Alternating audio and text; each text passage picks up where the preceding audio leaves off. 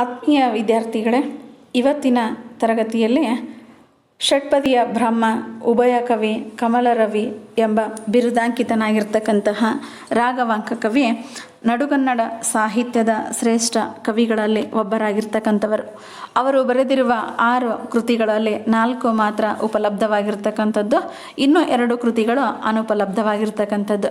ಅಂತಹ ಉಪಲಬ್ಧವಾಗಿರುವ ಕಾವ್ಯಗಳಲ್ಲಿ ಹರಿಶ್ಚಂದ್ರ ಕಾವ್ಯ ಎನ್ನುವಂತಹ ಒಂದು ಕಾವ್ಯ ಭಾಗ ಕೃತಿ ಅತ್ಯಂತ ಅಭೂತಪೂರ್ವವಾಗಿರ್ತಕ್ಕಂಥ ಕನ್ನಡ ಸಾಹಿತ್ಯ ಚರಿತ್ರೆಯಲ್ಲಿ ತನ್ನದೇ ಆಗಿರ್ತಕ್ಕಂತಹ ಒಂದು ಕೊಡುಗೆಯನ್ನು ನೀಡಿರ್ತಕ್ಕಂತಹ ಒಂದು ಕೃತಿಯಾಗಿದೆ. ಈ ಒಂದು ಕೃತಿಯನ್ನು ರಾಘವಾಂಕ ಕವಿ ಹರಿಶ್ಚಂದ್ರನ ಕುರಿತಾಗಿ, ಹರಿಶ್ಚಂದ್ರನ ಸತ್ಯಸಂಧತೆಯನ್ನು ಕುರಿತಾಗಿ ಬರೀತಕ್ಕಂಥದ್ದು. ಕಾವ್ಯವನ್ನು ಪ್ರಾರಂಭಿಸುವ ಮೊದಲು ಕವಿ ಕಥಾರಂಭವನ್ನು ಬರೀತಕ್ಕಂಥದ್ದು. ಆ ಕಥಾರಂಭದಲ್ಲಿ ಮಂಗಳಕರವಾಗಿರ್ತಕ್ಕಂತಹ ಪದಗಳನ್ನು ಸುಂದರವಾಗಿರ್ತಕ್ಕಂತಹ ರೀತಿಯಲ್ಲಿ, ಸುಲಭವಾಗಿಯೋ ಗಂಭೀರವಾಗಿಯೋ ಅರ್ಥಪುಷ್ಟಿಯುಳ್ಳುವಂತಹ ರೀತಿಯಲ್ಲಿ ಬರೆದಿರುವುದನ್ನು ಕಾಣುತ್ತೇವೆ. ಜಗತ್ತಿನಲ್ಲಿರ್ತಕ್ಕಂತಹ ಸೌಂದರ್ಯವನ್ನು, ಸೊಬಗನ್ನು, ಶಾಂತಿಯನ್ನು, ಚತುರತೆಯನ್ನು, ಪ್ರತಾಪಭೋಗವನ್ನು, ರೂಪವನ್ನು, ಇವೆಲ್ಲವೂ ಹೇಗೆ ಅಂತಂದು ಹೇಳಿದರೆ, ಒಂದು ಗುರುವಿನಿಂದ ಶಿಷ್ಯನಿಗೆ ವಿದ್ಯೆ ಹೇಗೆ ಹರಿದು ಬರುತ್ತದೆ ನೋಡು, ಹಾಗೆ ಪಂಪ ವಿರೂಪಾಕ್ಷನಿಂದ ಜಗತ್ತಿಗೆ ಹರಿದು ಬಂದಿರತಕ್ಕಂತಹ ಒಂದು ತೇಜಸ್ಸುಗಳು, ಪ್ರತಾಪ ಭೋಗಗಳನ್ನು ಕುರಿತಾಗಿ, ಸೌಂದರ್ಯವನ್ನು ಕುರಿತಾಗಿ ಕವಿ ಪದ್ಯದ ಪ್ರಾರಂಭದಲ್ಲಿ ವಿವರಿಸುವುದನ್ನು ನಾವು ಕಾಣ್ತೇವೆ. ಅಷ್ಟೇ ಅಲ್ಲದೆ ದೇವರ ಪ್ರಾರ್ಥನೆ, ದೇವರ ಸ್ತುತಿ ಅಂತಕ್ಕಂಥದ್ದು, ಆ ಒಂದು ದೇವರ ಕರುಣೆ ಅನುಗ್ರಹಿಸಬೇಕು ನನ್ನ ಮೇಲೆ ಅನ್ನುವುದನ್ನು ಕವಿ ಇಲ್ಲಿ ವ್ಯಕ್ತಪಡಿಸ್ತಾನೆ.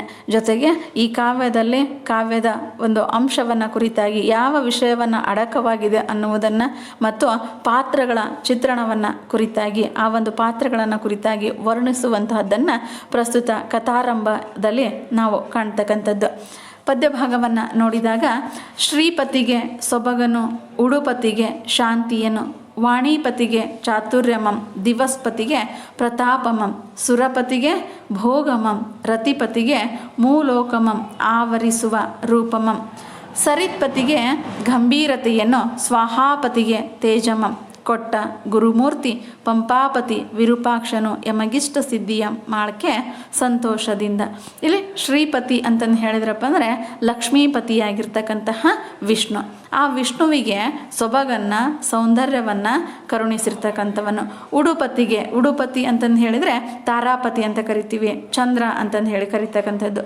ಆ ಚಂದ್ರನಿಗೆ ಶಾಂತಿಯನ್ನು ನೀಡಿರ್ತಕ್ಕಂಥದ್ದು, ಸೌಮ್ಯತೆಯನ್ನು ನೀಡಿರ್ತಕ್ಕಂಥದ್ದು. ವಾಣಿಪತಿಗೆ ಚಾತುರ್ಯಮಂ, ವಾಣಿಪತಿಗೆ ಚತುರತೆಯನ್ನು ನೀಡಿರ್ತಕ್ಕಂಥವನು.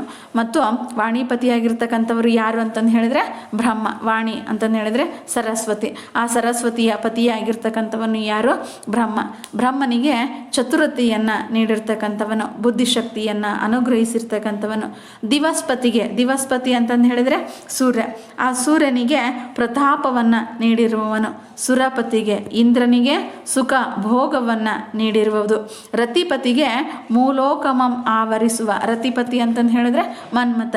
ಈ ಮನ್ಮಥನಿಗೆ 3 ಲೋಕವನ್ನು ಮೀರಿಸುವಂತಹ ರೂಪವನ್ನು ನೀಡಿರ್ತಕ್ಕಂಥದ್ದು, ಸೌಂದರ್ಯವನ್ನು ನೀಡಿರುವಂತಹದ್ದು. ಸರಿತ್ಪತಿಗೆ ಅಂತಂದು ಹೇಳಿದರೆ ಸಮುದ್ರ ರಾಜನಿಗೆ ಗಂಭೀರತೆಯನ್ನು ನೀಡಿರ್ತಕ್ಕಂಥದ್ದು. ಸ್ವಾಹಾಪತಿಗೆ ತೇಜಮಂ, ಅಗ್ನಿಗೆ ತೇಜಸ್ಸನ್ನು ಕೊಟ್ಟ ಗುರುಮೂರ್ತಿಯಾಗಿರ್ತಕ್ಕಂತಹ ಪಂಪಾಪತಿ ವಿರೂಪಾಕ್ಷನು, ಹಂಪೆಯ ಪಂಪಾಪತಿ ವಿರೂಪಾಕ್ಷನು ಯಮಗ ಇಷ್ಟ ಸಿದ್ಧಿಯ ಮಾಳಿಕೆ, ನನ್ನ ಇಷ್ಟವಾಗಿರ್ತಕ್ಕಂತಹ ಹರಿಶ್ಚಂದ್ರ ಕಾವ್ಯ ಸಂಗ್ರಹವನ್ನು ಬರೆಯುವುದಕ್ಕೆ ಸಂತೋಷದಿಂದ ಅನುಗ್ರಹಿಸಲಿ, ಕರುಣಿಸಲಿ ಎನ್ನುವುದನ್ನು ರಾಘವಾಂಕ ಕವಿ ಗುರುವಿನಿಂದ ಶಿಷ್ಯನಿಗೆ ಹೇಗೆ ಆ ಒಂದು ಶಿಷ್ಯನಿಗೆ ವಿದ್ಯೆ ಹರಿದು ಬರುತ್ತದೆ ನೋಡು, ಹಾಗೆ ಪಂಪಾ ವಿರೂಪಾಕ್ಷನಿಂದ ಜಗತ್ತಿಗೆ ಈ ಒಂದು ಸೌಂದರ್ಯವನ್ನು, ಶಾಂತಿಯನ್ನು, ಚತುರತೆಯನ್ನು ಮತ್ತು ಪ್ರತಾಪವನ್ನು ಮತ್ತು ಭೋಗವನ್ನು, ಸೌಂದರ್ಯವನ್ನು, ರೂಪಮಮ್ಮ, ಗಾಂಭೀರ್ಯತೆಯನ್ನು, ತೇಜಸ್ಸನ್ನು ಕೊಟ್ಟಿರ್ತಕ್ಕಂತಹ ಒಂದು ರೀತಿಯಲ್ಲಿ ಇವೆಲ್ಲವೂ ಹೇಗೆ ಹರಿದು ಬಂದಿದ್ದಾವೆ ನೋಡು, ಹಾಗೆ ನನಗೂ ಸಹ ಏನಾಗಬೇಕು ಅಂತಂದು ಹೇಳಿದರೆ ಇಷ್ಟ ಸಿದ್ಧಿಯಾಗಿರ್ತಕ್ಕಂತಹ ಹರಿಶ್ಚಂದ್ರವನ್ನು ಹರಿಶ್ಚಂದ್ರ ಕಾವ್ಯವನ್ನು ಬರೆಯುವುದಕ್ಕೆ ಸಂತೋಷದಿಂದ ನನಗೆ ಕರುಣಿಸಲಿ ಎನ್ನುವಂತಹ ಮಾತನ್ನು, ಸಂಪ್ರೀತನಾಗಿ ಇಷ್ಟ ಸಿದ್ಧಿಯನ್ನು ಮಾಡಲು ಅವಕಾಶವನ್ನು ಕೊಡಬೇಕು, ಅನುಗ್ರಹಿಸಲಿ ಎನ್ನುವುದನ್ನು ವಿವರಿಸ್ತಕ್ಕಂಥದ್ದು. ವಾಣಿಯ ಅರಿವಿನ ಬೆಳಗು ಮುಕುತಿ ವನಿತೆಯ ಮುಡಿಯ ಮಾಣಿಕಂ ಸರ್ವ ಮಂತ್ರಾದಿ ಪಂಚಾಕ್ಷರಿಯ ಪ್ರಾಣ ಮಂಗಳದ ಮನೆ ದೇವಲೋಕದ ಜನ್ಮಭೂಮಿ ತಾವರೆಗಣ್ಣಿನ ರಾಣಿಯ ಎಸೆ ಒಲೆ ವಾಗ್ಯಂ ಸರ್ವ ಸಿದ್ಧಿಗಳ ತಾಣಂ ವಿರೂಪಾಕ್ಷನು ಉನ್ನತ ಐಶ್ವರ್ಯದ ಕ್ಷೋಣಿ ಪಂಪಾಂಬಿಕೆ ಮದಿಯ ಮತಿಗೀಗೆ ಪ್ರಸನ್ನತೆಯ ಉತ್ಸವದೊಳು. ಇಲ್ಲಿ ವಾಣಿಯ ಅರಿವಿನ, ವಾಣಿ ಅಂತಂದು ಹೇಳಿದರೆ ಸರಸ್ವತಿ, ಉಮಾದೇವಿ ಅಂತಂದು ಹೇಳಿ, ಪಂಪಾಂಬಿಕೆ ಅಂತಂದು ಹೇಳಿ ಕವಿ ಇಲ್ಲಿ ಕರೀತಕ್ಕಂಥದ್ದು. ಆಕೆ ಸಂಪ್ರೀತಳಾಗಿ ನನ್ನ ಬುದ್ಧಿಗೆ ಪ್ರಸನ್ನತೆಯನ್ನು ಕರುಣಿಸಲಿ ಅಂತಂದು ಹೇಳಿ ಈ ಪದ್ಯಭಾಗದ ಮೂಲಕ ಕೇಳ್ತಾನೆ. ಬರೀ ಪಂಪಾ ವಿರೂಪಾಕ್ಷನನ್ನು ಅಷ್ಟೇ ಕೇಳೋದಲ್ಲ, ವಿದ್ಯಾದೇವತೆ ಆಗಿರ್ತಕ್ಕಂತಹ ಸರಸ್ವತಿಯನ್ನೂ ಸಹ ರಾಘವಾಂಕ ಕವಿ ಇಲ್ಲಿ ಪ್ರಾರ್ಥಿಸ್ತಕ್ಕಂಥದ್ದನ್ನು ನಾವು ಕಾಣ್ತೇವೆ. ಅವಳು ಸರಸ್ವತಿಯ ವಾಣಿಯ ಅರಿವಿನ ಬೆಳಗು, ಸರಸ್ವತಿಯ ಜ್ಞಾನಕ್ಕೆ ಪ್ರಕಾಶ ರೂಪಿಣಿ, ಮುಕ್ತಿ ವನಿತೆಯ ಮುಡಿಯಲ್ಲಿ ಇರುವ ಮಾಣಿಕ್ಯ, ಮುಕುತಿ ವನಿತೆಯ ಮುಡಿಯಲ್ಲಿ ಇರ್ತಕ್ಕಂತಹ ಒಂದು ಮಾಣಿಕ್ಯದ ಹಾಗೆ. ಅಷ್ಟೇ ಅಲ್ಲದೆ ಸರ್ವ ಮಂತ್ರಗಳ ಆದಿಯಾಗಿರ್ತಕ್ಕಂಥದ್ದು ಯಾವುದು? ಪಂಚಾಕ್ಷರಿ ಮಂತ್ರ. ಆ ಪಂಚಾಕ್ಷರಿಯ ಪ್ರಾಣದ ರೀತಿಯಲ್ಲಿ ಮಂಗಳಕರವಾಗಿರ್ತಕ್ಕಂತಹ ಮನೆ ದೇವಲೋಕದ ಜನ್ಮಭೂಮಿಯಾಗಿದೆ. ಇಂತಹ ಈ ಒಂದು ಜನ್ಮಭೂಮಿ ವಿಷ್ಣುವಿನ ರಾಣಿಯಾಗಿರ್ತಕ್ಕಂತಹ ಲಕ್ಷ್ಮಿಯು ಧರಿಸುವ ಭೂಮಿ, ತಾವರೆಗಣ್ಣಿನ ರಾಣಿಯಸೆ ಒಲೆ ಭಾಗ್ಯಂ. ಆ ಒಂದು ವಿಷ್ಣುವಿನ ರಾಣಿಯಾದ ಲಕ್ಷ್ಮಿಯು ಧರಿಸುವ ಓಲೆಯ ಭಾಗ್ಯ, ಸಕಲ ಸಿದ್ಧಿಗಳ ತಾಣವಾಗಿರ್ತಕ್ಕಂತಹ ವಿರೂಪಾಕ್ಷನ ಉನ್ನತ ಐಶ್ವರ್ಯದ ಸ್ಥಾನವಾಗಿದೆ ಈ ಒಂದು ಭೂಮಿ. ಪಂಪಾಂಬಿಕೆಯ ಮದಿಯ ಮತಿಗೆ ಪ್ರಸನ್ನತೆಯ ಉತ್ಸವದೊಳು, ಅಂತಹ ಒಂದು ಉತ್ಸವದಲ್ಲಿ ಎಲ್ಲ ಸಿದ್ಧಿಗಳ ತಾಣ ವಿರೂಪಾಕ್ಷನು ಉನ್ನತವಾಗಿರ್ತಕ್ಕಂತಹ ಈ ಒಂದು ಭೂಮಿಯಲ್ಲಿ ಪಂಪಾಂಬಿಕೆಯ ಯಾವುದೇ ಮತಿಗೆ ಈಗ ಪ್ರಸನ್ನತೆಯ ಉತ್ಸವದ ರೀತಿಯಲ್ಲಿ ನಡೀತಕ್ಕಂಥದ್ದು. ಅಂತಹ ಉತ್ಸವವನ್ನು ಹೊಂದಿರತಕ್ಕಂತಹ ಆ ಸರಸ್ವತಿ ನಾನು ಕಾವ್ಯವನ್ನು ರಚಿಸುವುದಕ್ಕೆ ಕರುಣಿಸಲಿ, ಸಂಪ್ರೀತಳಾಗಿ ಪ್ರಸನ್ನತೆಯನ್ನು ಕರುಣಿಸಲಿ ನನಗೆ ಎಂದು ರಾಘವಾಂಕ ಕವಿ ಇಲ್ಲಿ ಸರಸ್ವತಿಯನ್ನು ಬೇಡುವುದನ್ನು, ಪ್ರಾರ್ಥಿಸಿಕೊಳ್ಳುವುದನ್ನು ನಾವಿಲ್ಲಿ ಕಾಣ್ತೇವೆ. ಕೃತಿಗೆ ನಾಮಂ ಹರಿಶ್ಚಂದ್ರ ಚಾರಿತ್ರ, ವಿಕೃತಿಗೆ ಒಡೆಯನ್ ಅಮಳ ಪಂಪಾ ವಿರೂಪಾಕ್ಷನ್. ಈ ಕೃತಿಗೆ ಪಾಲಕರು ಲೋಕದ ಭಕ್ತ ಜನ. ಇದಂ ಪೇಳ್ದಾತನೋ ಆರ್ ಎಂದೊಡೆ ಚತುರ ಕವಿರಾಯ ಹಂಪೆಯ ಹರೀಶ್ವರನ ವರಸುತ ಉಭಯ ಕವಿ ಕಮಲರವಿ ರಾಘವಾಂಕ ಪಂಡಿತನು ಎಂದ್ ಓಡಿ ಕಥಾರಸದ ಲಹರಿಯನ್ನು ಬಣ್ಣಿಸದವರು ಆರಿ ಧರೆಯೊಳು ಎನ್ನುವಂತಹ ಮಾತನ್ನು ಕವಿ ಇಲ್ಲಿ ಹೇಳ್ತಾನೆ. ಕೃತಿಗೆ ನಾಮಂ, ಕೃತಿಗೆ ಹೆಸರು ಹರಿಶ್ಚಂದ್ರ ಚಾರಿತ್ರ್ಯ. ಈ ಕೃತಿಗೆ ಒಡೆಯನು ಯಾರು ಅಂತಂದು ಹೇಳಿದರೆ ಅಮಳ ಪಂಪಾ ವಿರೂಪಾಕ್ಷನು. ಈ ಕೃತಿಗೆ ಪಾಲಕರು ಯಾರು ಅಂತಂದು ಹೇಳಿದರೆ ಲೋಕದ ಭಕ್ತ ಜನರು. ಈ ಕೃತಿಯನ್ನು ಪೇಳ್ದವರು ಯಾರು ಅಂದೊಡೆ ಚತುರ ಕವಿಯಾಗಿರ್ತಕ್ಕಂಥ ಈ ಕೃತಿಯನ್ನು ಹೇಳಿದವರಾರು ಅಂದಾಗ ಚತುರ ಕವಿರಾಯ ಹಂಪೆಯ ಹರೀಶ್ವರನ ವರಸುತನಾಗಿರ್ತಕ್ಕಂತಹ ಉಭಯ ಕವಿ ಕಮಲರವಿ ರಾಘವಾಂಕ ಕವಿ ಪಂಡಿತನು ಎಂದು ಓಡಿ ಇಂತಹ ಪಂಡಿತನ ಈ ಒಂದು ಕಾವ್ಯವನ್ನು ಓದಿ ಕಥಾರಸದ ಲಹರಿಯನ್ನು ಬಣ್ಣಿಸದೆ ಇರುವವರು ಈ ಭೂಮಿಯಲ್ಲಿ ಈ ಧರೆಯೊಳು ಯಾರಾದರೂ ಇದ್ದಾರೇನು ಅಂತಂದು ಹೇಳಿ ಪ್ರಶ್ನೆಯನ್ನು ಮಾಡ್ತಕ್ಕಂಥವನು ಕವಿ. ಕೃತಿಗೆ ನಾಮ ಹರಿಶ್ಚಂದ್ರ ಚಾರಿತ್ರ, ಕೃತಿಗೆ ಒಡೆಯನಾಗಿರ್ತಕ್ಕಂಥವನು ಪಂಪಾ ವಿರೂಪಾಕ್ಷ, ಕೃತಿಯ ಪಾಲಕರು ಅಂತಂದು ಹೇಳಿದರೆ ಲೋಕದ ಭಕ್ತ ಜನರು. ಈ ಕೃತಿಯನ್ನು ಹೇಳಿದವನು ಯಾರೆಂದೊಡೆ ಚತುರ ಕವಿರಾಯ ಹಂಪೆಯ ಹರೀಶ್ವರನ ವರಸುತ ಉಭಯ ಕವಿ ಕಮಲರವಿ ರಾಘವಾಂಕ ಎಂದು ತನ್ನ ಬಿರುದುಗಳ ಸಮೇತವಾಗಿ ರಾಘವಾಂಕ ತನ್ನ ಹೆಸರು ಆ ಕೃತಿಯನ್ನು ಬರೆದಿರ್ತಕ್ಕಂಥವನು ಅನ್ನುವುದನ್ನು ವಿವರಿಸ್ತಕ್ಕಂಥದ್ದು. ಪಂಡಿತನು ಎಂದು ಓದಿ ಕಥಾರಸದ ಲಹರಿಯನ್ನು, ಇಂತಹ ಪಂಡಿತನ ಪುಸ್ತಕವನ್ನು ಕೃತಿಯನ್ನು ಓದಿ ಕಥಾರಸದ ಲಹರಿಯನ್ನು ಬಣ್ಣಿಸದೇ ಇರುವವರು ಈ ಭೂಮಿಯಲ್ಲಿ ಯಾರಿದ್ದಾರೆ ಎಂದು ಪ್ರಶ್ನೆ ಮಾಡುತ್ತಾನೆ. ವಸುಧಾಧಿಪತಿ ಹರಿಶ್ಚಂದ್ರ ಘನ ಸತ್ಯನೆಂದೊಸೆದು ವಸಿಷ್ಠನು ಇಂದ್ರಂಗೆ ಎನ್ನಲು ಕೌಶಿಕಂ ಹುಸಿ ಮಾಳ್ಪೆನೆಂದು ಭಾಷೆಯನಿತ್ತು ಧರೆಗೆ ಬಂದ ಅವನೀಪನ ಸತೀಪುತ್ರರ ಅಸು ಅಂತ್ಯವೆನೆ ನಿಗ್ರಹಂ ಮಾಡೆ ತಪ್ಪದಿರೆ ಶಶಿಮೌಳಿ ಶ್ರೀ ವಿಶ್ವನಾಥ ಭೂಪಂಗೆ ಕರುಣಿಸಿ ಸಕಲ ಸಾಮ್ರಾಜ್ಯವಿತ್ತಾತನಂ ಮೆರೆದ ಕೃತಿ ಪುಣ್ಯದ ಕೃತಿ ಇದು. ವಸುಧಾಧಿಪತಿ, ವಸುಧೆ ಅಂತಂದು ಹೇಳಿದ್ರೆ ಭೂಮಿಯ ಅಧಿಪತಿಯಾಗಿರ್ತಕ್ಕಂತಹ ಹರಿಶ್ಚಂದ್ರ ಘನಸತ್ಯನೆಂದು ಹೊಸೆದು ಹೇಳಿರ್ತಕ್ಕಂಥವನು ವಸಿಷ್ಠ ಮಹರ್ಷಿ. ಆ ವಸಿಷ್ಠ ಮಹರ್ಷಿ ಘನಸತ್ಯನಾಗಿರ್ತಕ್ಕಂಥ ಹರಿಶ್ಚಂದ್ರ ಅಂತಂದು ಹೇಳಿ ಇಂದ್ರನ ಅಮರಾವತಿಯಲ್ಲಿ ನಡೆದಿರ್ತಕ್ಕಂಥ ಇಂದ್ರನ ಸಭೆಯಲ್ಲಿ ಹೇಳಿದಾಗ ಇಂದ್ರನಿಗೆ ಎನ್ನಲು ಕೌಶಿಕಂ, ವಿಶ್ವಾಮಿತ್ರ ಮತ್ತೊಂದು ಹೆಸರು ಕೌಶಿಕ.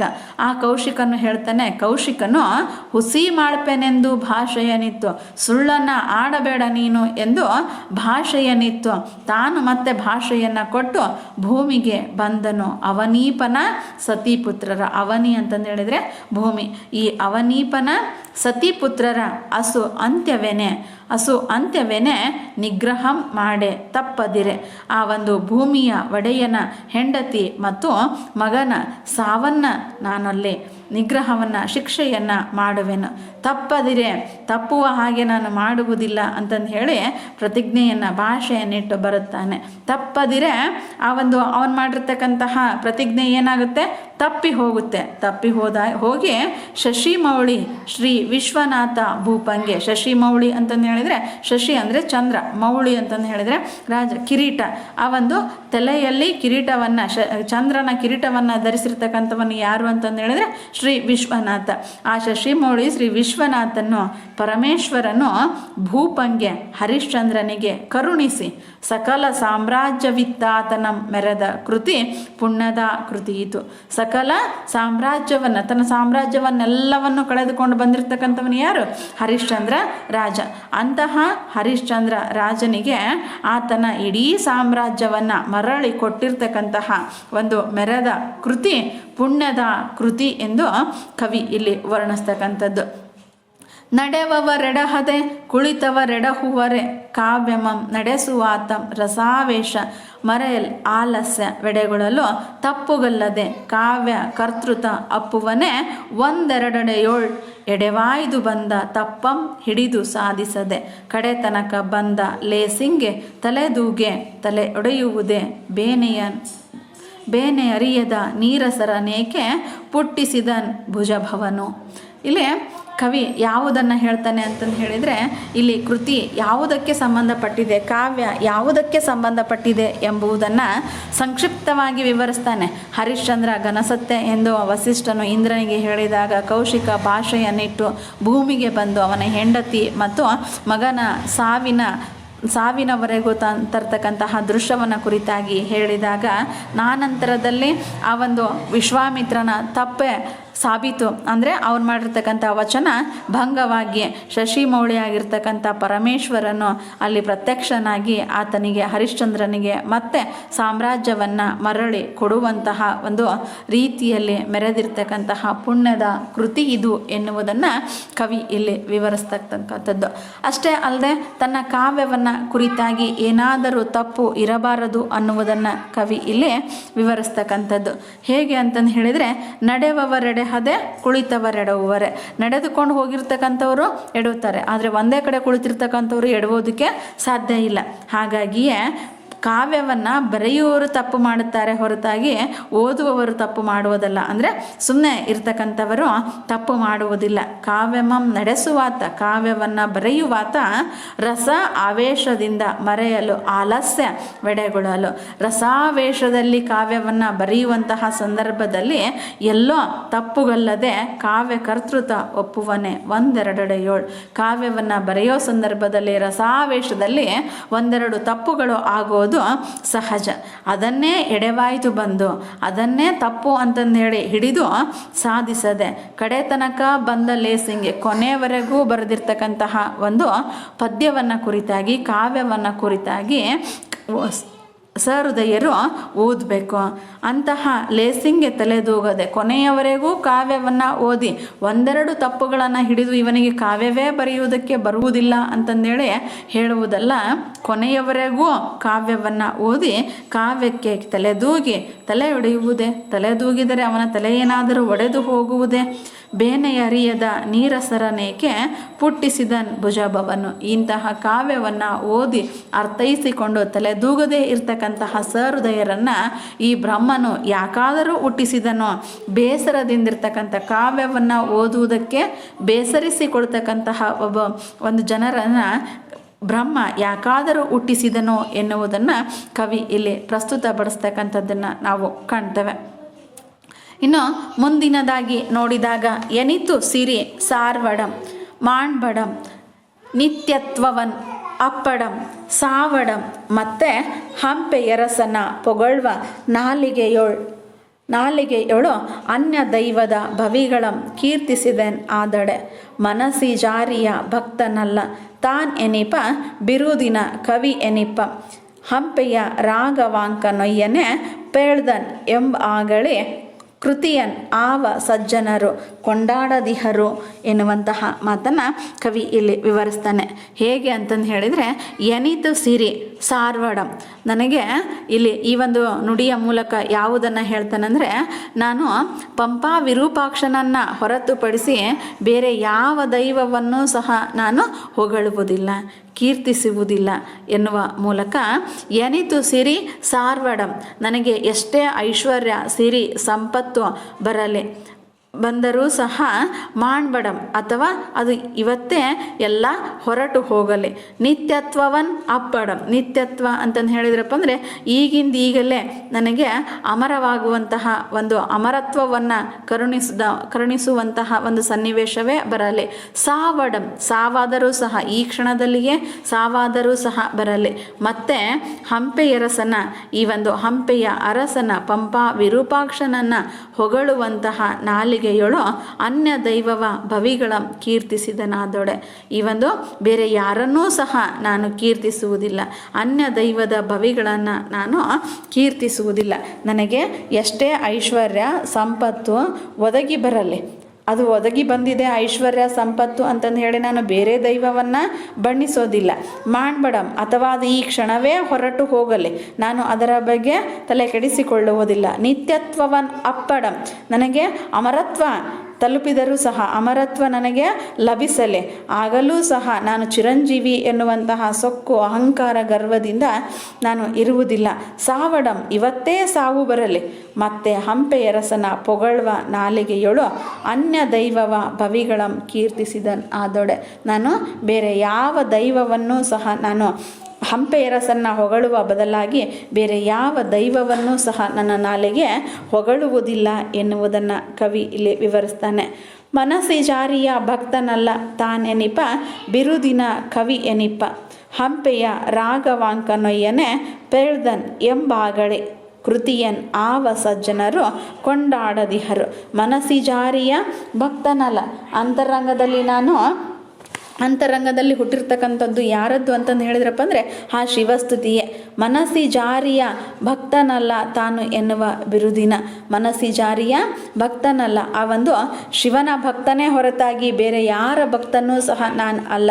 ತಾನು ಎನಿಪ ಅಂತಹ ಬಿರುದಿನ ಕವಿಯಾಗಿರ್ತಕ್ಕಂತಹ ಹಂಪೆಯ ರಾಗವಾಂಕನೊಯ್ಯನೆ ಪೇಳ್ದನು ಎಂಬಾಗಲೇ ಇಂತಹ ರಾಗವಾಂಕ ಕವಿ ಹಂಪೆಯ ವಿರೂಪಾಕ್ಷನನ್ನು ಬಣ್ಣಿಸುವಂತಹ ಕವಿ ಎಂದು ಕೃತಿಯನ್ನು ಯಾರೇ ಆಗಿರಲಿ ಸಹ ರಾಗವಾಂಕನೊಬ್ಬನೇ ಎಂದು ಹೇಳುವುದನ್ನು ನಾನಿಲ್ಲಿ ಎಂತಹ ಸಜ್ಜನರಾರು ಕೊಂಡಾಡದಿಹರು. ಎಲ್ಲರೂ ಸಹ ಈ ಒಂದು ರಾಗವಾಂಕನ ಕಾವ್ಯವನ್ನು ರಾಗವಾಂಕನನ್ನು ಪ್ರತಿಯೊಬ್ಬರೂ ಸಹ ಕೊಂಡಾಡದೆ ಇರದೇ ಇರತಕ್ಕಂಥವರು ಯಾರೂ ಇಲ್ಲ ಅನ್ನುವುದನ್ನು ಕವಿ ಇಲ್ಲಿ ವಿವರಿಸ್ತಾನೆ. ರಸ ಜೀವ ಭಾವ ಒಡಲ ಅರ್ಥ ಅವಯವ ಶಬ್ದ ಇಸರವೇ ನುಡಿಯಲ್ ಅಲಂಕಾರವೇ ತೊಡಿಗೆಯೋ ತವೆ ಸುಲಕ್ಷಣವೇ ಲಕ್ಷಣ ವಿಮಳ ಪದನ್ಯಾಸ ನಡೆ ರೀತಿ ಸುಕುಮಾರತೆ ರಸಿಕತನ ಸುಳಿ ಸುಖಂ ನಿಳಯವಂತಪ್ಪ. ಈ ಹೊಸ ಕಾವ್ಯ ಕನ್ನಿಕೆಯ ಪಡೆದು ಪಂಪಾಂಬಿಕೆಯ ರಸ ವಿರೂಪಾಕ್ಷಂಗೆ ಕೊಟ್ಟ ಹಂಪೆಯ ರಾಘವಾಂಕನ ಕೃತ್ಯನು ಎನ್ನುವುದನ್ನು ಕವಿ ಇಲ್ಲಿ ವಿವರಿಸ್ತಾನೆ. ರಸ, ಜೀವ, ಭಾವ, ಒಡಲ, ಅರ್ಥ, ಅವಯವ, ಶಬ್ದ ಇಂತಹ ಈ ಒಂದು ಶಬ್ದಗಳ ಸಮೂಹವೇ ನುಡಿಯಲು ಅಲಂಕಾರವಂತಹ ರೀತಿಯಲ್ಲಿ ತೊಡಿಗೆಯು.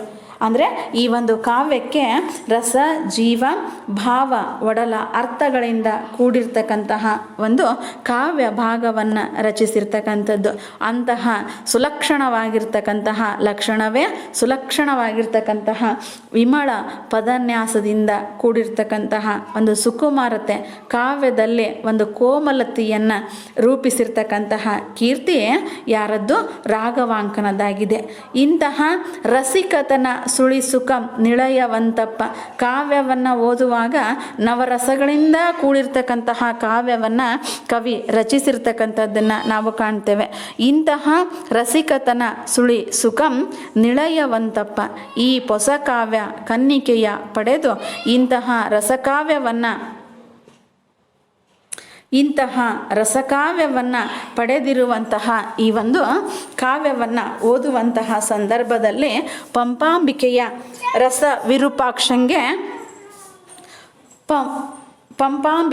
ರಸ ವಿರೂಪಾಕ್ಷಂಗೆ ಕೊಟ್ಟ ಹಂಪೆಯ ರಾಘವಾಂಕನು ಕೃತ್ಯನು.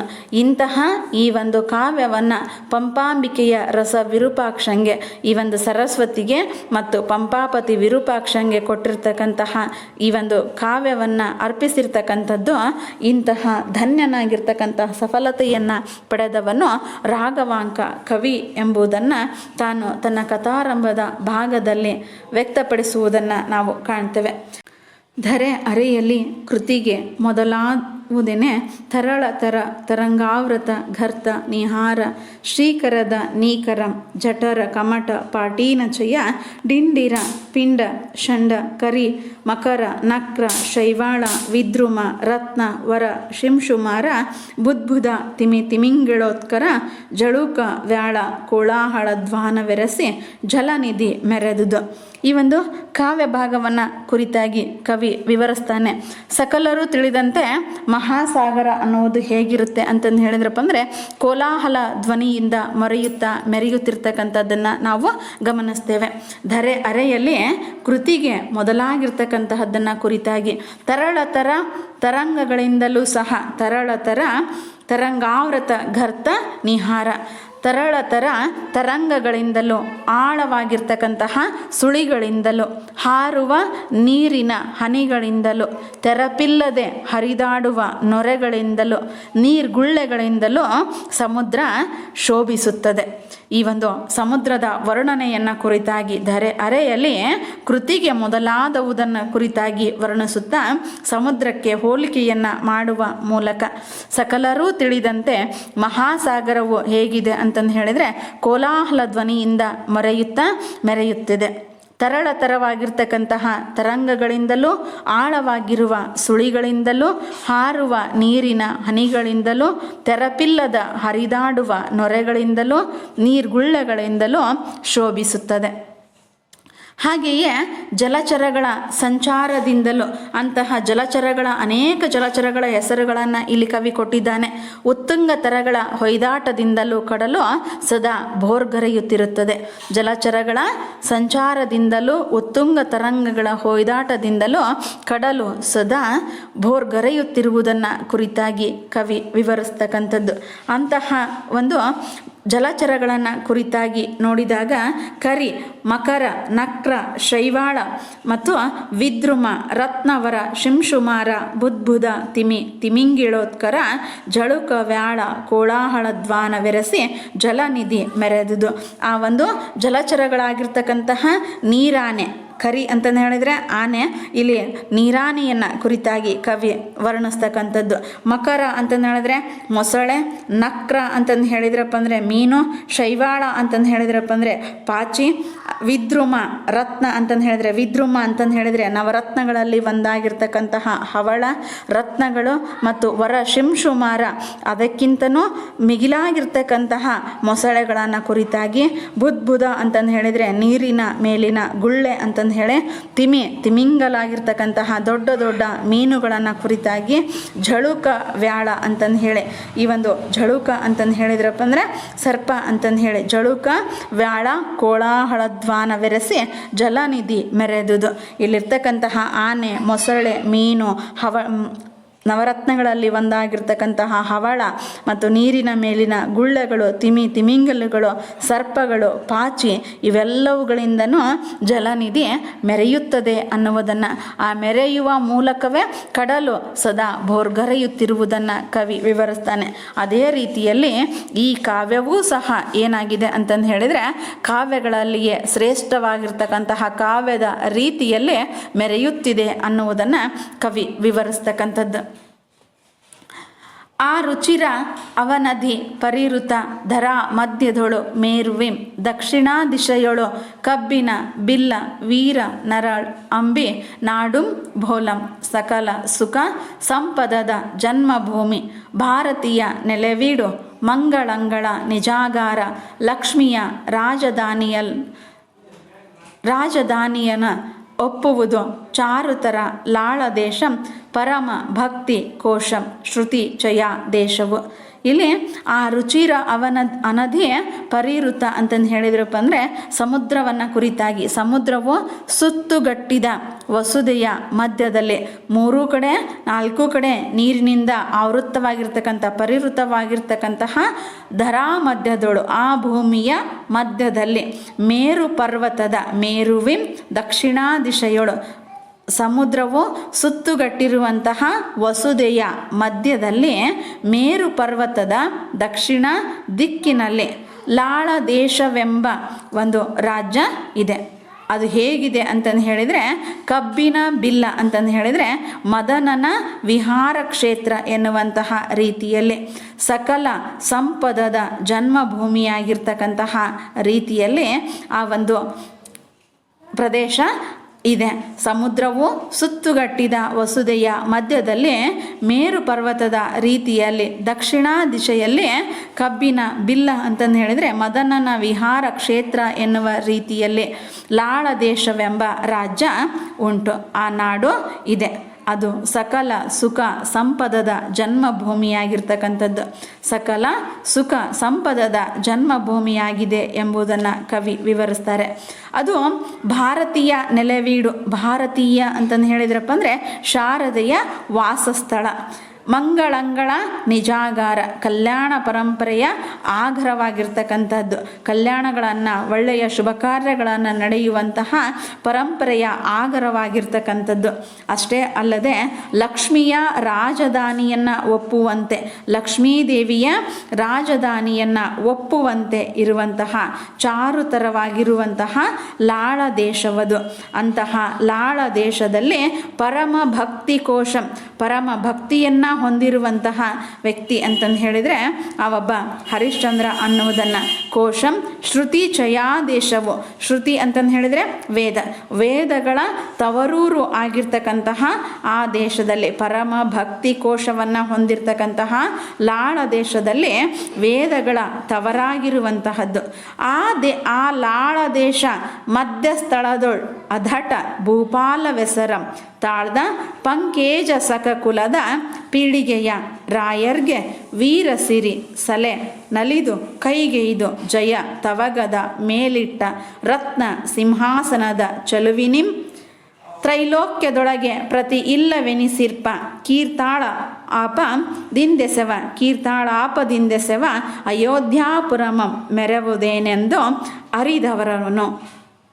ಇಲ್ಲಿ ಆ ಲಾಳ ದೇಶದ ಮಧ್ಯಸ್ಥಳದಳು ಅಧಟ ಭೂಪಾಲವೆಸರಂ, ಇಲ್ಲಿ ಅದಕ್ಕಿಂತ ಮುಂಚಿತವಾಗಿ ಕವಿ ಏನಂತ ಹೇಳ್ತಾನಂದರೆ, ಸಮುದ್ರವು ಸುತ್ತುಗಟ್ಟಿದ ವಸುದೆಯ ಮಧ್ಯದಲ್ಲಿ ಮೇರು ಪರ್ವತದ ದಕ್ಷಿಣದ ದಿಕ್ಕಿನಲ್ಲಿ ಲಾಳ ದೇಶವೆಂಬ ಒಂದು ರಾಜ್ಯ ಉಂಟು. ಅದು ಮದನನ ವಿಹಾರ ಕ್ಷೇತ್ರದಂತಿತ್ತು. ಸಕಲ ಸಂಪದದ ಜನ್ಮಭೂಮಿಯಾಗಿತ್ತು ಅದು. ಅಷ್ಟೇ ಅಲ್ಲದೆ ಆಗರವಾಗಿರ್ತಕ್ಕಂತಹದ್ದು ಯಾವುದಕ್ಕೆ? ಕಲ್ಯಾಣ ಪರಂಪರೆಯ ಆಗರವಾಗಿರ್ತಕ್ಕಂಥದ್ದು, ಶಾರದೆಯ ವಾಸಸ್ಥಳವಾಗಿರ್ತಕ್ಕಂಥದ್ದು. ಇಂತಹ ಜನರ ನೆಲೆವೀಡು, ಶಾರದಾ ದೇವಿಯ ನೆಲೆವೀಡು ಆಗಿರ್ತಕ್ಕಂಥದ್ದು, ವೇದಗಳ ತವರು, ಲಕ್ಷ್ಮೀದೇವಿಯ ರಾಜಧಾನಿ ಒಪ್ಪುವಂತಹ ರೀತಿಯಲ್ಲಿ ಅಪ್ರತಿಮ ವೀರರೆನಿಸಿರ್ತಕ್ಕಂತಹ ಸೂರ್ಯವಂಶೀಯ ರಾಜರಿಗೆ ಅಲ್ಲಿ ಸ್ಥಾನ ಇತ್ತು ಅನ್ನುವುದನ್ನು, ವೇದಗಳ ಆಗರವಾಗಿತ್ತು ಅನ್ನುವುದನ್ನು ಕವಿ ಇಲ್ಲಿ ವಿವರಿಸ್ತಾರೆ. ಆ ಲಾಳ ದೇಶದಳು ಮಧ್ಯಸ್ಥಳದಲ್ಲಿ ಅಧಟ ಭೂಪಾಲವೆಸರಂ, ಅಧಟ ಭೂಪಾಲವೆಸರಂ ಅಂದರೆ ಅಪ್ರತಿಮ ವೀರರೆನಿಸಿರುವಂತಹ ರಾಜರುಗಳು ಅಲ್ಲಿ ಇದ್ದರು. ಪಂಕೇಜ ಸುಖಕುಲದ ಪೀಳಿಗೆಯ ರಾಯರ್ಗೆ, ಪಂಕೇಜ ಸುಖಕುಲದ ಪೀಳಿಗೆಯ ರಾಯರ್ಗೆ ವೀರ ಸಿರಿ ಸಲೆ ನಲಿದು ಕೈಗೆಯ್ದು ಜಯತವಗದ ಮೇಲಿಟ್ಟ ರತ್ನ ಸಿಂಹಾಸನದ ಚಲುವಿನಿಂ ತ್ರೈಲೋಕ್ಯದೊಳ್ ಪ್ರತಿ ಇಲ್ಲವೆನಿಸಿರ್ಪ ಕೀರ್ತಾಳ್ ಆಪದಿಂದೆಸೆವ ಅಯೋಧ್ಯಾಪುರಮಂ ಮೆರೆವುದ ಏನೆಂದರ್ ಅರಿವನು. ಈ ಒಂದು ವೀರಲಕ್ಷ್ಮಿಯು ಅಪ್ರತಿಮರೆನಿಸಿರ್ತಕ್ಕಂತಹ ಸೂರ್ಯವಂಶೀಯ ರಾಜರಿಗೆ ಕುಲಂ ಪರಂಪರೆಯಿಂದ ಬಂದ ಅಯೋಧ್ಯಾನಗರ ಎಂಬ ರಾಜಧಾನಿ ಇತ್ತು ಅನ್ನುವುದನ್ನು, ಅದನ್ನು ವೀರಲಕ್ಷ್ಮಿಯು ನಲಿಯುತ್ತಾ ಬಂದು ಚಲುವಿನ ರತ್ನ ಸಿಂಹಾಸನವನ್ನು ಆ ರಾಜರಿಗೆ ಅರ್ಪಿಸಿದ್ದಳು. ಇದಕ್ಕೆ ಸಮಾನವಾಗಿರ್ತಕ್ಕಂತಹ ನಗರ ಮತ್ತೊಂದು ಇಲ್ಲ ಅನ್ನುವುದನ್ನು, ಮೂರು ಲೋಕಗಳಲ್ಲಿಯೇ ತ್ರೈಲೋಕ್ಯ ಅಂತಂದು ಹೇಳಿದರೆ ಮೂರು ಲೋಕದಲ್ಲಿಯೇ ಇದಕ್ಕೆ ಸಮಾನವಾಗಿರ್ತಕ್ಕಂತಹ ಒಂದು ನಗರ ಇನ್ನೊಂದಿಲ್ಲ ಎನ್ನುವಂತಹ ರೀತಿಯಲ್ಲಿ ಕೀರ್ತಿ ಅಯೋಧ್ಯೆಗೆ ಬಂದಿತ್ತು ಎನ್ನುವುದನ್ನು ಕವಿ ಇಲ್ಲಿ ವಿವರಿಸ್ತಕ್ಕಂಥದ್ದು. ಅಂತಹ ಲಾಳ ದೇಶದ ಮಧ್ಯದಲ್ಲಿರ್ತಕ್ಕಂತಹ ಆ ಒಂದು ಅಪ್ರತಿಮ ವೀರರೆನಿಸಿರ್ತಕ್ಕಂಥ ಸೂರ್ಯವಂಶೀಯ ರಾಜರಿಗೆ ಕುಲಂಪರಪರೆಯಿಂದ ಬಂದಿರತಕ್ಕಂತಹದ್ದು ವೀರಲಕ್ಷ್ಮಿಯು ನಲಿಯುತ್ತಾ ಬಂದು ಚಲುವಿನ ರತ್ನ ಸಿಂಹಾಸನವನ್ನು ಅರ್ಪಿಸಿದ್ದಾಳೆ. ಇದಕ್ಕೆ ಸಮಾನವಾಗಿರ್ತಕ್ಕಂತಹ ನಗರ ಮತ್ತೊಂದಿಲ್ಲ ಎನ್ನುವುದನ್ನು, ಅಯೋಧ್ಯೆಗೆ ಅಂತಹ ಕೀರ್ತಿ ಒದಗಿ ಬಂದಿತ್ತು ಅನ್ನುವುದನ್ನು ಕವಿ ಇಲ್ಲಿ ವಿವರಿಸುತ್ತಾರೆ.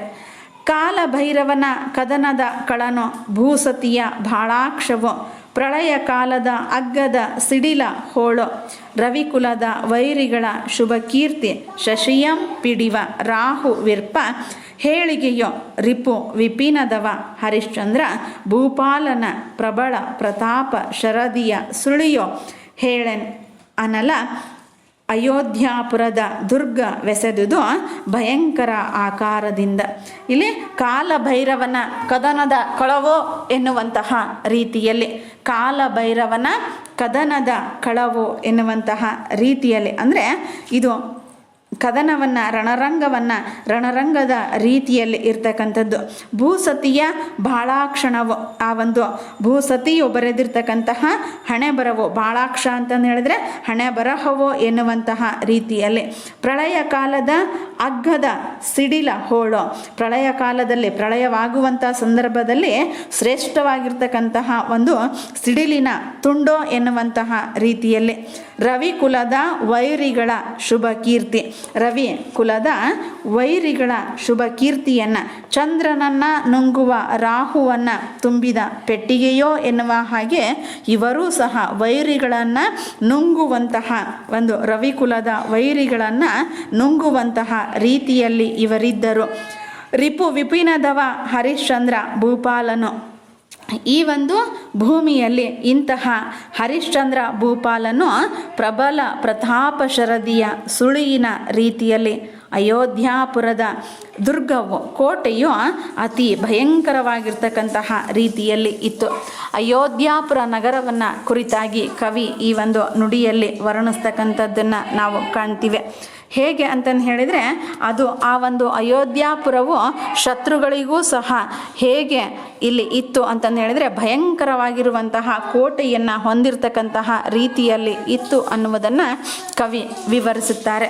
ಸುರಪತಿಯ ಭೋಗವಗ್ನಿಯ ತೇಜವಂತಕನ ಬರದ ಅದಟು ನೈಋತಿಯ ಕಾಯ್ಪು ರತ್ನಾಕರೇಶ್ವರನ ಗಂಭೀರ ಅನಿಲನ ಬಲಂ ವಿತ್ತಪನ ಸಿರಿ ರುದ್ರನ ಉಗ್ರತ್ವವು ತರುಣಿಯ ಪ್ರಭೆ ಧರೆಯ ಧೈರ್ಯ ಚಂದ್ರನ ಶಾಂತಿ ಎರಸಿ ರೂಪಾದುದೆನಿಸುವ ಹರಿಶ್ಚಂದ್ರ ಭೂವರನ ಪುರಕ್ಕೆ ಒಡೆಯನ ಅರಿ ಶರದಿ ವಡಬನ ಆರತಿ ಗಜ ಪಂಚಾಸನು ಸುರಪತಿಯ ಭೋಗವಗ್ನಿಯ ಈ ನಗರದ ಒಡೆಯನಾಗಿರ್ತಕ್ಕಂತಹ ಹರಿಶ್ಚಂದ್ರ ಮಹಾರಾಜ. ಈ ನಗರ ಅಂತಂದು ಹೇಳಿದ್ರೆ ಅಯೋಧ್ಯಾಪುರದ ನಗರದ ಒಡೆಯನಾಗಿರ್ತಕ್ಕಂತಹ ಹರಿಶ್ಚಂದ್ರ ಮಹಾರಾಜನು ಹೇಗಿದ್ದನು ಅನ್ನುವುದನ್ನು ಇಲ್ಲಿ ಕವಿ ವಿವರಿಸ್ತಕ್ಕಂಥದ್ದು. ಸುರಪತಿ ಅಂತಂದು ಹೇಳಿದ್ರೆ ಇಂದ್ರನ ಭೋಗವನ್ನು ಅನುಭವಿಸ್ತಕ್ಕಂಥವನು, ಇಂದ್ರನ ರೀತಿಯಲ್ಲಿ ಭೋಗವನ್ನು ಅನುಭವಿಸುವವನು, ಅಗ್ನಿಯ ತೇಜಸ್ಸನ್ನು ಹೊಂದಿರುವವನು, ಅಂತಕ ಅಂತಂದು ಹೇಳಿದರೆ ಯಮನ ದರ್ಪನ್ನು ಹೊಂದಿರುವವನು, ನೈಋತಿಯ ಕೋಪವನ್ನು ಪ್ರತಾಪವನ್ನು ಹೊಂದಿರತಕ್ಕಂಥವನು, ರತ್ನಾಕರ ಈಶ್ವರನ ಗಾಂಭೀರ್ಯತೆಯನ್ನು ಹೊಂದಿರತಕ್ಕಂಥವನು, ಅನಿಲನ ಬಲವನ್ನು ವಾಯುವಿನ ಬಲವನ್ನು ಹೊಂದಿರತಕ್ಕಂಥವನು, ವಿತ್ತಪನ ಅಂತಂದು ಹೇಳಿದ್ರೆ ಕುಬೇರ, ಆ ಕುಬೇರನ ಸಿರಿಯನ್ನು ಐಶ್ವರ್ಯವನ್ನು ಹೊಂದಿರತಕ್ಕಂಥವನು, ರುದ್ರನ ಉಗ್ರತ್ವವನ್ನು ಸಿಟ್ಟನ್ನು ಹೊಂದಿರತಕ್ಕಂಥವನು, ತರಣಿಯ ಪ್ರಭೆ ಅಂತಂದು ಹೇಳಿದ್ರೆ ಸೂರ್ಯನ ಪ್ರಭೆಯನ್ನು, ಭೂಮಿಯ ಧರೆಯ ಅಂತಂದು ಹೇಳಿದ್ರೆ ಭೂಮಿಯ ಧೈರ್ಯವನ್ನು, ಚಂದ್ರನ ಶಾಂತಿಯನ್ನು ಎರಸಿ ರೂಪಾದುದೆನಿಸುವ ಈ ಎಲ್ಲವನ್ನು ಒಳಗೊಂಡಿರ್ತಕ್ಕಂಥದ್ದು. ಇಂದ್ರನ ಭೋಗ, ಅಗ್ನಿಯ ತೇಜಸ್ಸು, ಯಮನ ದರ್ಪ, ನೈಋತಿಯ ಪ್ರತಾಪ, ರತ್ನಾಕರೇಶ್ವರ ಸಮುದ್ರದ ಗಾಂಭೀರ್ಯತೆ, ಅನಿಲನ ಬಲ, ಕುಬೇರನ ಸಿರಿ, ರುದ್ರನ ಉಗ್ರತ್ವ, ಸೂರ್ಯನ ಪ್ರಭೆ, ಧರೆಯ ಧೈರ್ಯ, ಚಂದ್ರನ ಶಾಂತಿ ಇವೆಲ್ಲವನ್ನೂ ಸಹ ಸೇರಿಸಿ ರೂಪ ಧರಿಸಿರಬಹುದೋ ಏನೋ ಎನ್ನುವಂತೆ ಹರಿಶ್ಚಂದ್ರ ಭೂವರನು ಇದ್ದನು. ಆ ಪುರದ ಒಡೆಯನಾಗಿರ್ತಕ್ಕಂತಹ ಅವನು ಅರಿ ಎಂಬ ಶರದಿಗೆ ಬಡಭಾಗ್ನಿಯಾಗಿರ್ತಕ್ಕಂಥವನು, ವೈರಿ ಎಂಬ ಕರಿಗೆ ಕಂಠೀರವನಾಗಿರ್ತಕ್ಕಂಥವನು ಅನ್ನುವುದನ್ನು ಕವಿ ಇಲ್ಲಿ ವಿವರಿಸ್ತಾನೆ. ಅರಿ ಎಂಬ ಶರದಿಗೆ ಬಡಭಾಗ್ನಿಯಾಗಿ ಸುಟ್ಟು ಹಾಕ್ತಕ್ಕಂಥವನು, ಅದೇ ರೀತಿಯಲ್ಲಿ ವೈರಿ ಎಂಬ ಕರಿಗೆ ಕಂಠೀರವನಾಗಿ ಸಿಂಹದ ರೀತಿಯಲ್ಲಿ ಇರುವಂಥವನು ಎನ್ನುವುದನ್ನು ಕವಿ ಇಲ್ಲಿ ವಿವರಿಸ್ತಾನೆ. ಹೀಗೆ ಈ ಒಂದು ಕಥಾರಂಭದಲ್ಲಿ ಅಯೋಧ್ಯಾಪುರವನ್ನು ಮತ್ತು ಆ ಒಂದು ಹರಿಶ್ಚಂದ್ರ ಮಹಾರಾಜನನ್ನು ಕುರಿತಾಗಿ ವರ್ಣಿಸಿರ್ತಕ್ಕಂತಹ ಕವಿ ಹರಿಶ್ಚಂದ್ರನನ್ನು ಕುರಿತಾಗಿ ಮತ್ತಷ್ಟು ವರ್ಣಿಸ್ತಾನೆ. ತನು ರುಚಿಯ ಮುಂದೆ ದಿನಪನ ಕಾಂತಿ ಕಪ್ಪನೆ, ಕೋಪದ ಇದಿರೋ ಆರ್ವನ್ ಅಳಂ ತಣ್ಣನೆ, ಕೊಡುವ ಕೈ ಇದಿರೋಳ್ ಮರ ತರು ಮೆಲ್ಲನೆ, ಮೋಹನವನ್ ಅಪ್ಪಿದ ಘನರೂಪಿನ ಇದಿರೊಳಂ ಗಜ ರೂಪ ಒಪ್ಪನೆ, ಗಂಭೀರತೆಯ ಇದ ಅಂಬುನಿಧಿ ತೆಳ್ಳನೆ, ಶಾಂತಿ ಇದಿರ ಶಶಿ ಬೆಚ್ಚನೆ ಎನೆ ಹರಿಶ್ಚಂದ್ರ ನೆಸೆದಿರ್ದನು. ಇಲ್ಲಿ ತನು ರುಚಿಯ ಮುಂದೆ ಅಂತಂದು ಹೇಳಿದರೆ ಹರಿಶ್ಚಂದ್ರನ ದೇಹದ ಮುಂದೆ ದಿನಪನ ಅಂತಂದು ಹೇಳಿದರೆ ಸೂರ್ಯನ ಕಾಂತಿಯೂ ಸಹ ಕಪ್ಪನೆಯಾಗಿ ಕಾಣಿಸ್ತಾ ಇತ್ತು. ಅಷ್ಟು ಕಾಂತಿಯನ್ನು ಹೊಂದಿರತಕ್ಕಂಥವನು ಹರಿಶ್ಚಂದ್ರ.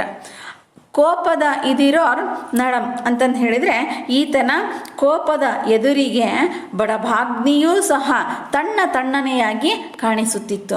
ಈತನ ಕೋಪ ಬಡಭಾಗ್ನಿಗಿಂತನೂ ಬಡಭಾಗ್ನಿ ತಣ್ಣಗಾಗಿರುವಂಥ ರೀತಿಯಲ್ಲಿ ಅಷ್ಟು ಕೋಪವನ್ನು ಹೊಂದಿರತಕ್ಕಂಥವನು ಹರಿಶ್ಚಂದ್ರನಾಗಿರ್ತಕ್ಕಂಥವನು. ಕೊಡುವ ಕೈ ಇದಿರಿನ ಒಳ್ ಮರ ತರು, ಯಾರಾದ್ರೂ ಕೊಡುವಂತಹ ಒಂದು ಕೈ ಇದಿರು ಕಲ್ಪತರು ಅಂತಂದು ಹೇಳಿ ನಾವು ಕರಿತಕ್ಕಂಥದ್ದು, ಅದು ಕೇಳಿದ್ದನ್ನು ಕೊಡುವಂತಹ ವೃಕ್ಷ ಅಂತ ಹೇಳ್ತೀವಿ. ಅಂತಹ ಕಲ್ಪತರುವೂ ಸಹ ಇವನ ಎದುರಿಗೆ ಮೆಲ್ಲನೆ, ಅವನಿಗಿನ ಆ ಒಂದು ಕಲ್ಪತರುವಿಗಿಂತನೂ ಹೆಚ್ಚಾಗಿ ದಾನ ಗುಣವನ್ನು ಹೊಂದಿರತಕ್ಕಂಥವನು ಹರಿಶ್ಚಂದ್ರ ಅಂತಂದು ಹೇಳಿ ಕವಿ ವರ್ಣಿಸ್ತಕ್ಕಂಥದ್ದು. ಮೋಹನವನ್ ಅಪ್ಪಿದ ಘನ ರೂಪಿನ ಇದಿರೋ ಗಜಂ ರೂಪಂ ಒಪ್ಪನೆ, ಮೋಹವನ್ನು ಒಪ್ಪಿರ್ತಕ್ಕಂತಹ ರತಿಯ ಎದುರಿಗೆ, ಆತನ ರೂಪದ ಮನ್ಮಥನ ರೂಪದ ಎದುರಿಗೆ ಹರಿಶ್ಚಂದ್ರನ ರೂಪ ಸುಂದರವಾಗಿತ್ತು. ಆದರೆ ಇಲ್ಲಿ ಮನ್ಮಥನ ರೂಪವೇ ಒಪ್ಪನೆ ಸಪ್ಪೆಯಾಗಿ ಕಾಣಿಸ್ತಕ್ಕಂಥದ್ದು. ಅವನಿಗಿಂತನೂ ಮನ್ಮಥನಿಗಿಂತನೂ ಸುರಸುಂದರಾಂಗನಾಗಿರ್ತಕ್ಕಂತಹ ಸೌಂದರ್ಯವನ್ನು ಹೊಂದಿರತಕ್ಕಂಥವನು ಹರಿಶ್ಚಂದ್ರ. ಗಂಭೀರತೆಯ ಇದಲ್ ಅಂಬುನಿಧಿ ತೆಳ್ಳನೆ. ಈತನ ಗಂಭೀರತೆಯ ಎದುರಿಗೆ ಅಂಬುನಿಧಿಯೂ ಸಹ, ಸಮುದ್ರವೂ ಸಹ ತೆಳ್ಳನೆಯಾಗಿ ಹರಿತಕ್ಕಂಥದ್ದು. ಶಾಂತಿ ಇದಿರೆ ಹರಿಶ್ಚಂದ್ರನ ಶಾಂತಿಯ ಎದುರಿಗೆ ಚಂದ್ರನೂ ಸಹ ಬೆಚ್ಚನೆಯಾಗಿ ಇರುತ್ತಿದ್ದನು.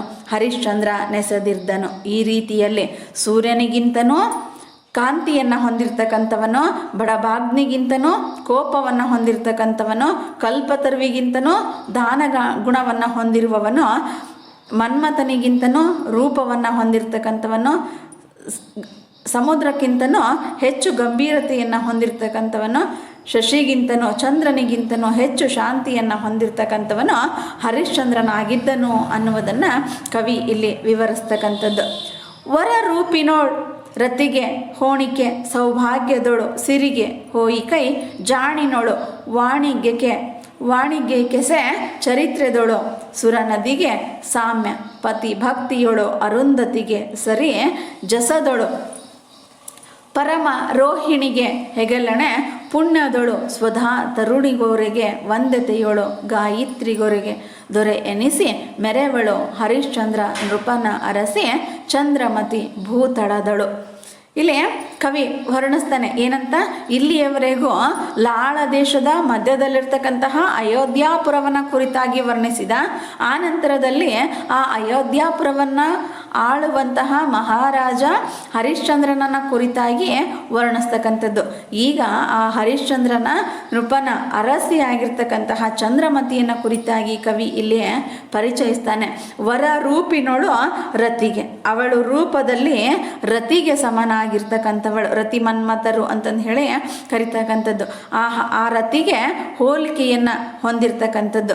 ಸೌಭಾಗ್ಯದಲ್ಲಿ ಲಕ್ಷ್ಮಿಗೆ ಹೋಲಿಕೆಯನ್ನು ಹೊಂದಿರತಕ್ಕಂಥವಳು, ಜಾಣ್ಮೆಯಲ್ಲಿ ಸರಸ್ವತಿಯನ್ನು ಹೋಲ್ತಕ್ಕಂತಹ ಈಕೆ ಚಂದ್ರಮತಿ ಚರಿತ್ರದೋಳು ಸುರನದಿಗೆ, ಚರಿತ್ರೆಯಲ್ಲಿಯೇ ಗಂಗಾ ನದಿಗೆ ಸಾಮ್ಯವನ್ನು ಹೋಲಿಕೆಯನ್ನು ಹೊಂದತಕ್ಕಂಥವಳು, ಸಾದೃಶ್ಯಳಾಗಿರ್ತಕ್ಕಂಥವಳು.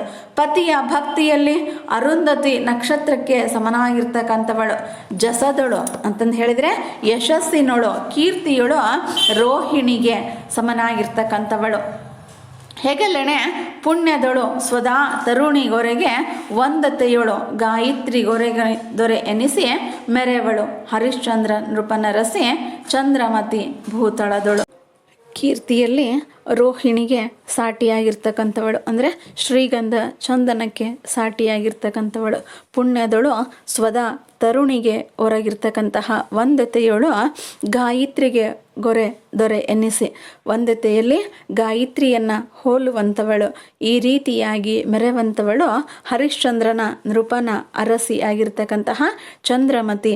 ಭೂತಳದಲ್ಲಿ ಆ ಒಂದು ರಾಜ್ಯದಲ್ಲಿ ಚಂದ್ರಮತಿ ನೆಲೆಸಿದ್ದಳು ಅನ್ನುವುದನ್ನು, ನೃಪನ ಅರಸಿಯಾಗಿ ಬದುಕಿದ್ದಳು ಅನ್ನುವುದನ್ನು ಕವಿ ಇಲ್ಲಿ ವಿವರಿಸ್ತಕ್ಕಂಥದ್ದು.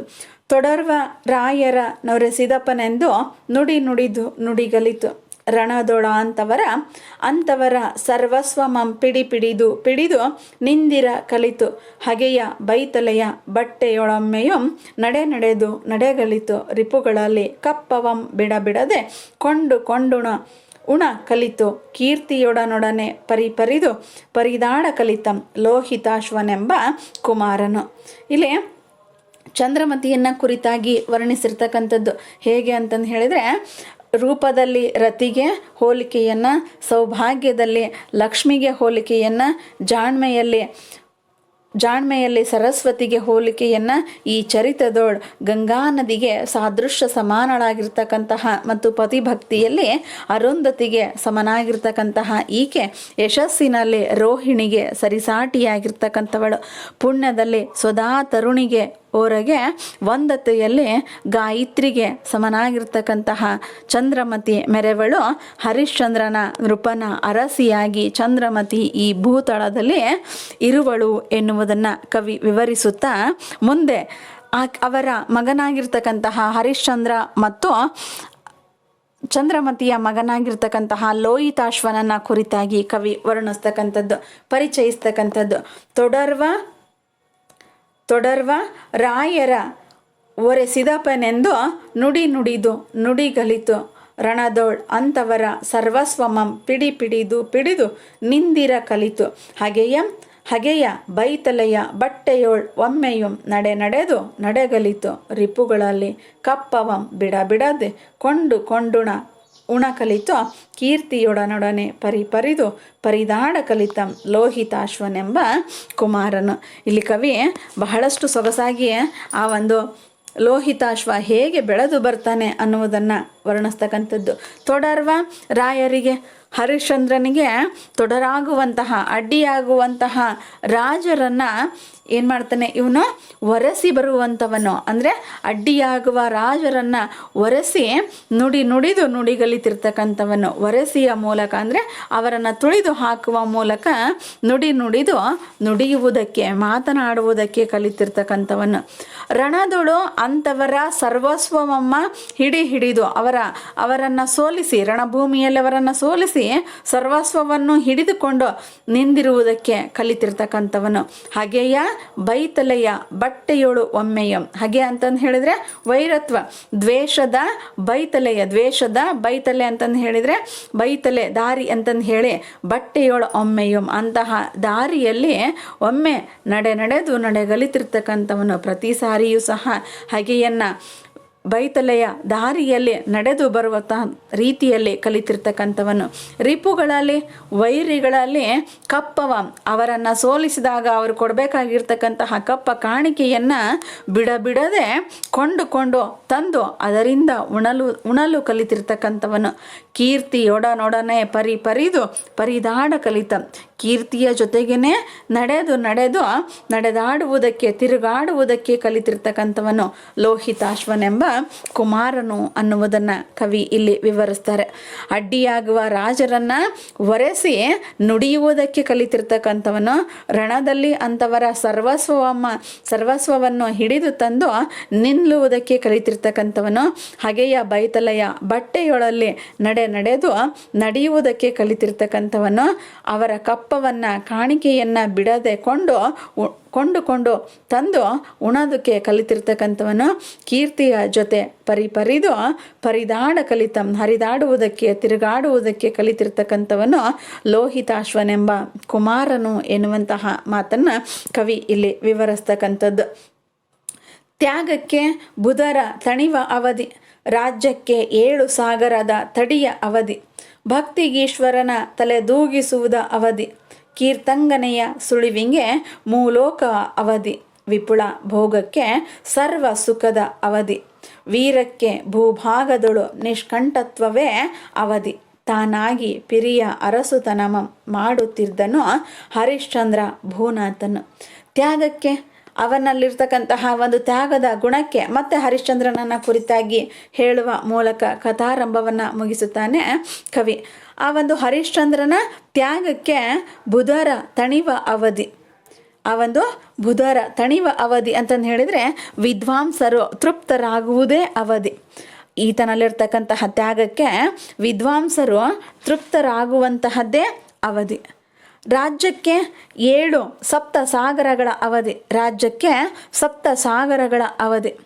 ಭಕ್ತಿಗೆ ಈಶ್ವರನು ತಲೆದೂಗುವುದೇ ಅವಧಿ, ಭಕ್ತಿಗೆ ಈತನ ಭಕ್ತಿಯನ್ನು ಮೆಚ್ಚಿ ಈಶ್ವರನು ಸಹ ತಲೆದೂಗುವುದೇ ಅವಧಿ. ಕೀರ್ತಂಗನೆಯ ಸುಳಿವಿಂಗೆ ಮೂಲೋಕದ ಅವಧಿ, ಈತನ ಕೀರ್ತಿ ಎಷ್ಟು ಪಸರಿಸ್ತಕ್ಕಂಥದ್ದು ಅಂತಂದು ಹೇಳಿದರೆ 3 ಲೋಕಗಳ ಅವಧಿಯನ್ನು ಹೊಂದಿರತಕ್ಕಂಥದ್ದು, 3 ಲೋಕಗಳಲ್ಲೆಲ್ಲ ವಿಸ್ತರಿಸ್ತಕ್ಕಂತಹ ರೀತಿಯಲ್ಲಿ. ವಿಪುಳ ಭೋಗಕ್ಕೆ ಸರ್ವ ಸುಖ ಅವಧಿ. ವಿಪುಲವಾಗಿರ್ತಕ್ಕಂಥ ಹೇರಳವಾಗಿರ್ತಕ್ಕಂತಹ ಭೋಗಕ್ಕೆ ಸರ್ವ ಸುಖಗಳೇ ಅವಧಿಯನ್ನು ಹೊಂದಿರತಕ್ಕಂಥದ್ದು. ವೀರಕ್ಕೆ ಭೂಭಾಗದಳು ನಿಷ್ಕಂಠತ್ವವೇ ಅವಧಿ. ಶೌರ್ಯಕ್ಕೆ ಸಾಹಸಕ್ಕೆ ಶತ್ರುಗಳನ್ನು ನಿರ್ನಾಮ ಮಾಡುವುದೇ ಒಂದು ಅವಧಿ. ಹೀಗೆ ತಾನಾಗಿ ಇರುವಂತಹ ಪಿರಿಯ ಅರಸುತನ, ಹಿರಿದಾಗಿರ್ತಕ್ಕಂತಹ ಅರಸುತನವನ್ನು, ರಾಜ್ಯಭಾರವನ್ನು ಮಾಡುತ್ತಿದ್ದನು ಈ ಹರಿಶ್ಚಂದ್ರ ಭುವನಾಥನು. ಇಲ್ಲಿ ತ್ಯಾಗಕ್ಕೆ ವಿದ್ವಾಂಸರು ತೃಪ್ತರಾಗ್ತಕ್ಕಂತಹ ಒಂದು ಅವಧಿ, ರಾಜ್ಯಕ್ಕೆ ಸಪ್ತ ಸಾಗರಗಳೇ ಅವಧಿ, ಭಕ್ತಿಗೆ ಈಶ್ವರನು ತಲೆದೂಗುವುದೇ ಅವಧಿ, ಕೀರ್ತಿಯ ತಲೆದೂಗುವುದೇ ಅವಧಿ, ಕೀರ್ತಿಯ ಸಂಚಾರಕ್ಕೆ 3 ಲೋಕಗಳೇ ಅವಧಿ, ವಿಪುಲವಾಗಿರ್ತಕ್ಕಂತಹ ಒಂದು ಭೋಗಕ್ಕೆ ಸರ್ವ ಸುಖಗಳೇ ಅವಧಿ, ಶೌರ್ಯಕ್ಕೆ ಶತ್ರುಗಳ ನಿರ್ನಾಮವೇ ಅವಧಿಯಾಗಿರ್ತಕ್ಕಂತಹ ಈ ಒಂದು ರಾಜ್ಯದಲ್ಲಿ ತಾನು ಹಿರಿಯ ಅರಸುತನವನ್ನು, ರಾಜ್ಯಭಾರವನ್ನು ಮಾಡ್ತಕ್ಕಂಥವನು ಹರಿಶ್ಚಂದ್ರ ಭೂನಾಥನು ಎನ್ನುವಂತಹ ಮಾತನ್ನು ಕವಿ ಇಲ್ಲಿ ವಿವರಿಸ್ತಕ್ಕಂಥದ್ದು. ಹೀಗೆ ಕಥಾರಂಭದಲ್ಲಿ ಕವಿ ದೇವೇಂದ್ರನ ಒಂದು ಲೋಕವನ್ನು ಕುರಿತಾಗಿ ವರ್ಣಿಸುವ ಮೂಲಕ, ಅಂದರೆ ಅದಕ್ಕಿಂತ ಪೂರ್ವದಲ್ಲಿ ದೇವೇಂದ್ರನ ಲೋಕವಲ್ಲ, ಆ ಕಥಾರಂಭದಲ್ಲಿ ಪಂಪ ವಿರೂಪಾಕ್ಷನನ್ನು ಮತ್ತು ಸರಸ್ವತಿಯನ್ನು ಕುರಿತಾಗಿ ಪ್ರಾರ್ಥಿಸುವ ಮೂಲಕ ಕರುಣೆಯನ್ನು ಅನುಗ್ರಹಿಸಲಿ ಅಂತ ಹೇಳಿ, ಆ ನಂತರದಲ್ಲಿ ಅಯೋಧ್ಯಾಪುರವನ್ನು, ತದನಂತರ ಅಯೋಧ್ಯಾಪುರದ ರಾಜನಾಗಿರ್ತಕ್ಕಂತಹ ಹರಿಶ್ಚಂದ್ರನ ಅರಸಿ ಚಂದ್ರಮತಿಯನ್ನು ಮತ್ತು ಜೊತೆಗೆ ಮಗನಾಗಿರ್ತಕ್ಕಂತಹ ಲೋಹಿತಾಶ್ವನನ್ನು ಕಥಾರಂಭದಲ್ಲಿ ವರ್ಣಿಸ್ತಕ್ಕಂಥದ್ದನ್ನು ನಾವು ಕಾಣ್ತೇವೆ. ಹೀಗೆ ಮಾಸದಿರುವ ತೇಜಸ್ಸನ್ನು, ಕುಂದದ ಕೀರ್ತಿಯನ್ನು, ಕಳಂಕವಿಲ್ಲದ ಹೆಸರನ್ನು, ಕೊರಗದ ದರ್ಪವನ್ನು, ಹುಸಿ ಇಲ್ಲದೆ ಇರುವಂತಹ ನುಡಿಯನ್ನು, ಆಲಸ್ಯವಿಲ್ಲದ ಭಕ್ತಿಯನ್ನು, ಲೋಭವಿಲ್ಲದ ಐಶ್ವರ್ಯವನ್ನು, ಭಯ ಬೆರೆಸದೇ ಇರುವಂತಹ ಪರಾಕ್ರಮವನ್ನು, ಇವೆಲ್ಲವೂ ಅವನಲ್ಲಿ ಸಹಜವಾಗಿಯೇ ಹರಿಶ್ಚಂದ್ರನಲ್ಲಿ ಹುಟ್ಟುತ್ತಲೇ ಬೆಳೆದು ಬಂದಿರತಕ್ಕಂಥದ್ದು, ಜನ್ಮತಃವೇ ಬೆಳೆದು ಬಂದಿರತಕ್ಕಂತಹ ರೀತಿಯಲ್ಲಿ ಅವನಿದ್ದನು. ಈ ಬಗೆಯಲ್ಲಿ ಹರಿಶ್ಚಂದ್ರನು ವಿರಾಜಿಸುತ್ತಾ ಸುಖದಿಂದ ಇರುವಾಗ ಇಂದ್ರನ ಅಮರಾವತಿಯಲ್ಲಿ ಒಂದು ಪ್ರಸಂಗ ನಡೆಯುತ್ತೆ. ಇತ್ತ ಕಡೆ ಭೂಲೋಕದಲ್ಲಿ ಹರಿಶ್ಚಂದ್ರ ಈ ರೀತಿಯಾಗಿ ಕಾರ್ಯನಿರ್ವಹಣೆ ಮಾಡುವಾಗ, ಆಡಳಿತವನ್ನು ಮಾಡುತ್ತಾ ರಾಜ್ಯಭಾರ ಮಾಡುವ ಸಂದರ್ಭದಲ್ಲಿ ಅತ್ತ ಕಡೆ ಎಲ್ಲಿ ಇಂದ್ರನ ಅಮರಾವತಿಯ ಸಭೆಯಲ್ಲಿ ಒಂದು ಪ್ರಸಂಗ ನಡೆಯುತ್ತೆ. ಆ ಪ್ರಸಂಗವೇ ವಸಿಷ್ಠ ವಿಶ್ವಾಮಿತ್ರರ ವಾಗ್ವಾದ. ಆ ವಸಿಷ್ಠ ವಿಶ್ವಾಮಿತ್ರರ ವಾಗ್ವಾದವನ್ನು ಕುರಿತಾಗಿ ಮುಂದಿನ ತರಗತಿಯಲ್ಲಿ ನೋಡೋಣ. ಧನ್ಯವಾದಗಳು ವಿದ್ಯಾರ್ಥಿಗಳೇ.